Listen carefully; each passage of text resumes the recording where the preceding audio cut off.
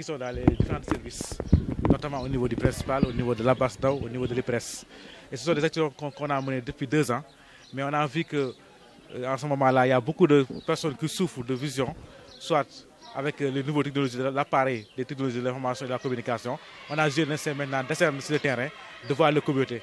Mais à chaque fois, quand on part, on va essayer de voir les associations qui sont dynamiques, qui ont un sens d'organisation. C'est par la suite on a cité Zipat, qui aujourd'hui, je pense que c'est son engagement au niveau communautaire, c'est ce qui a fait que le maire et ses alliés ont eu à les rapprocher, à les aider.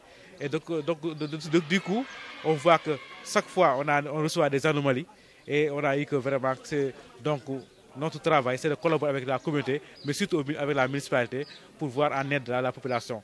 Et nous offrons des lunettes après consultation sur différentes catégories, que ce soit de près, de loin ou même des liens de protection. Si on diagnostique qu'il y a une maladie telle que le cataracte, dans nos différents services, on les prend en charge, on les accompagne jusqu'à l'opération. Parce que le but final, c'est de suivre le patient.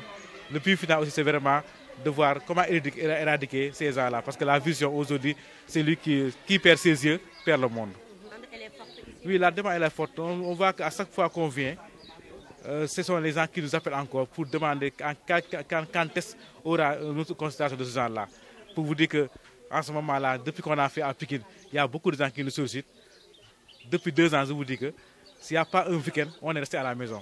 On est partout. On est partout. Mais on dit que quand Zipat, la commune Pikine Nord nous appelle, on laisse tout pour venir parce que c'est un partenariat qui, comme Madame la maire vient de le dire, qui est quelque chose qui est consolidé et qui est fraternel quand même.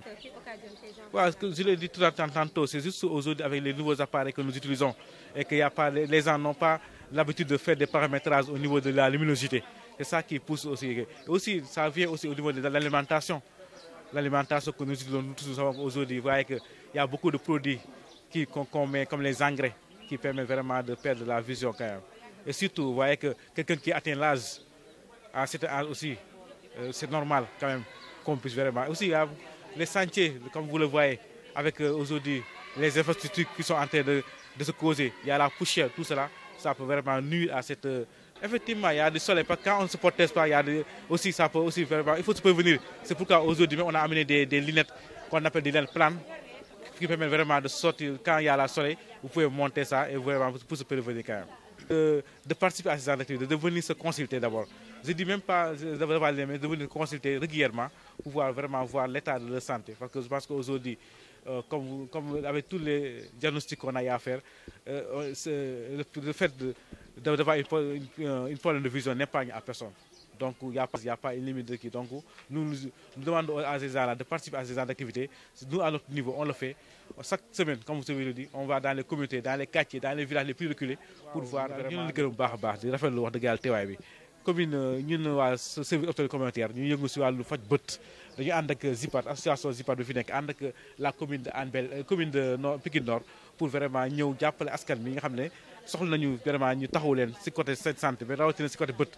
parce que gis nañu bët dafa nekk loo xam ne dafa lu am solo si doomu aadama nit ki su bettee bu fettee ay bëtam rek daanaka cëram yëpp def naa dafay dem ñun nag depuis daaw ñoo ngi def lu mel nii te chaque fois bu ñu demee dañuy gis ni te dañuy citer chaque fois en exemple li nga xam ne commune Pikine noonu da koy jàppale Zipat pour que population bi mën a ñëw loolu moo tax suñu tey mu nekkoon suñu deuxième édition ñu sawar daal ñëwaat fi message bi may lancé rek mooy que nit ñi nañuy ñëw di faju seen bët yi parce que problème bët tey gis nañu poussière beeg gis nañu lekk bi ñuy lekk rek gis nañu aussi âge bi des fois tout ça da ciy joué gis nañu aussi même jumtukaay yu bees dañuy tey lu mel ni ordinateur rek portable yi comme amuñu habitude di leen paramètres di leen régler à l'heure loolu lépp dafay waral aussi que nit ki daal ñu am problème de vision tey ñëw nañu ànd suñuy verre yu bëree bëri sax daanaka tey catégorie bu ne am na fi mu nekk près wala mu nekk loin aussi que bu ñu la fajee comme ni ñu ko waxee dañ lay jéem a saytu gunge la bu dee da nga am ak cataracte ñu jéem a la yóbbu si yenn hôpitaux yi parce que service hospitalier communautaire dafa nekk kuréel boo xam ne dafa ëmb ay techniciens